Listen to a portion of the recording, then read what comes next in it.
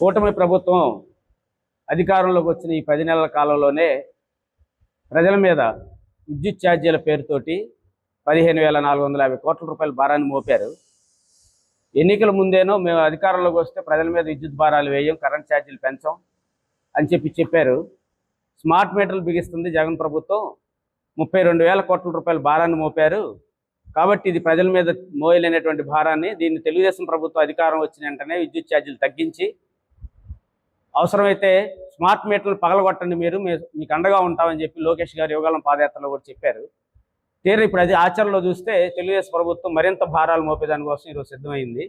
దీన్ని వ్యతిరేకిస్తూ విద్యుత్ ఛార్జీల భారాలను తగ్గించాలని చెప్పి, ప్రజల మీద భారాలు మోపొద్దని చెప్పి ఏప్రిల్ మాసం అంతా కూడా ప్రజలను చైతన్యవంతం చేయాలనుకుని సిపిఎం పార్టీ భావిస్తూ ఉంది.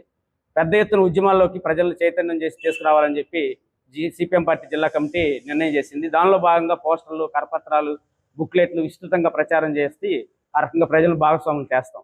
తెలుగుదేశం ప్రభుత్వం అధికారంలోకి వచ్చినప్పుడు ఏదైతే విద్యుత్ సంస్కరణలు ఉన్నాయో వాటిని అమలు చేస్తామని చెప్పి ఈరోజు అమలు చేస్తూ ఉన్నారు. కార్పొరేట్ కంపెనీలకి, ఆదాని లాంటి కంపెనీలకి గ్రీన్ ఎనర్జీ అని పేరుతోటి, అలాంటి సోలార్ ఎనర్జీ అని పేరుతోటి రకరకాల భారాలు మోపి కార్పొరేట్లకు ఊడిగం చేస్తూ ఉన్నాడు. పేద ప్రజల మీదే భారాలు వేస్తూ ఉన్నాడు.